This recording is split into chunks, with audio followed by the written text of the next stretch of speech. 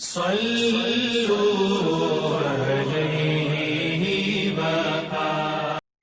اللہ الرحمن الرحیم۔ تقدیر پر ایمان کے بارے میں 42ویں حدیث۔ ابو نضرہ رضی اللہ عنہ سے روایت ہے، وہ بیان کرتے ہیں کہ نبی صلی اللہ علیہ وسلم کے ایک صحابی کا نام ابو عبداللہ تھا۔ ان کے احباب ان کے ہاں ان کی بیمار پرسی کے لیے آئے تو وہ رونے لگے۔ ان کے رفقا نے ان سے کہا، آپ کس لیے رو رہے ہیں؟ کیا رسول اللہ صلی اللہ علیہ وسلم نے آپ کو نہیں فرمایا کہ تم مونچھوں کے بال کٹواتے رہنا یہاں تک کہ تمہاری مجھ سے ملاقات ہو، یعنی مرتے دم تک اپنے مونچھوں کو کاٹتے رہنا؟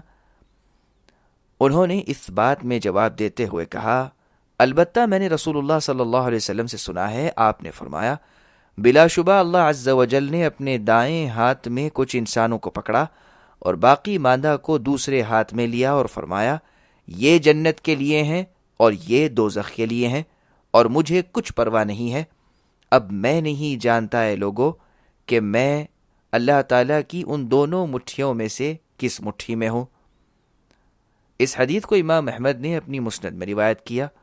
وضاحت: اس حدیث سے معلوم ہوتا ہے کہ مونچھوں کا کٹوانا سنت مؤکدہ بلکہ فطرت قدیمہ سے ہے، اور اس پر مداومت یعنی ہمیشگی کرنا جنت میں داخلے کے اسباب میں سے ایک سبب ہے، اور اس کے چھوڑنے سے ہمیشگی اختیار کرنا خیر کثیر سے محرومی ہے۔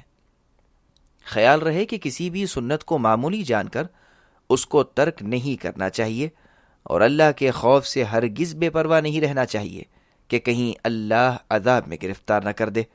واللہ اعلم۔